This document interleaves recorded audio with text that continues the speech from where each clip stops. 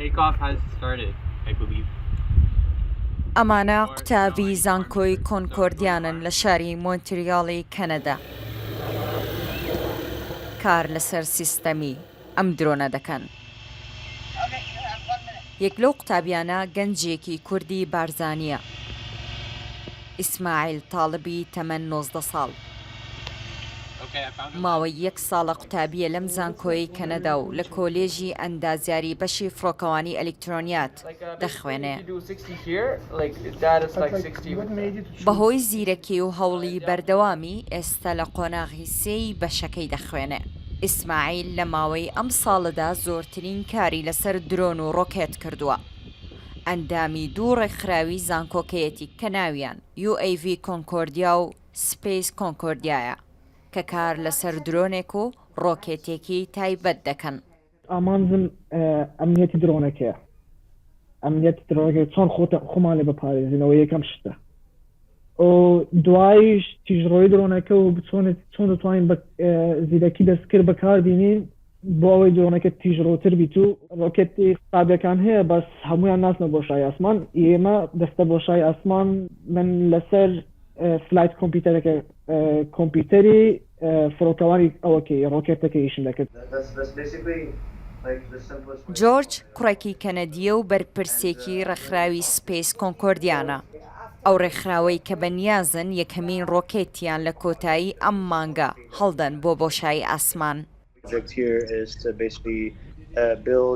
پرۆژەکەی ئێمە ئەوەیە کە سوتەمەنێکی باش دروست بکەین کە هاوکاری موشەکەکەمان بێتە تا بگاتە بۆشایی ئاسمان.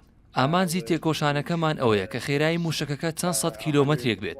ئیسماعیل کەسێکە من لە نزیکەوە دەیناسم و ئەو کەسێکی زۆر زیرەکە و تێگەشتێکی زۆر باشی بۆ بابەتەکە هەیە و داهاتوویەکی گەشی هەیە لە بابەتی بۆشایی ئاسماندا. ئیسماعیل جگەلەوەی قوتابیە لە زانکۆی کۆنکۆردیا هەروەها وەکو یاریدەدەری مامۆستا وانە دەڵێتەوە.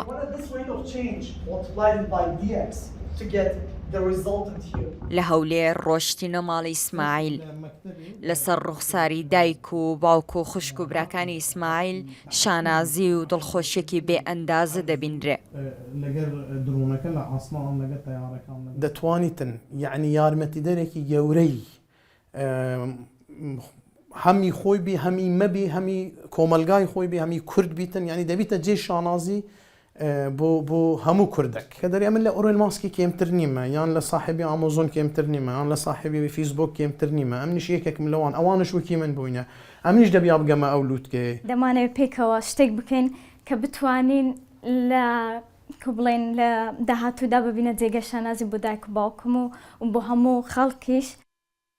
توانە و زیرەکی ئیسماعیل تەنیا لە زانکۆ دەرنەکەوتووە بەڵکو لە قوتابخانەش لە هەولێر کە قوتابی قوتابخانەی کامبریجی بەریتانی بووە بەهۆی زیرەکی و نمرەی بەرز قوتابخانەکەی زەماڵەی خوێندنی پێدا بوو.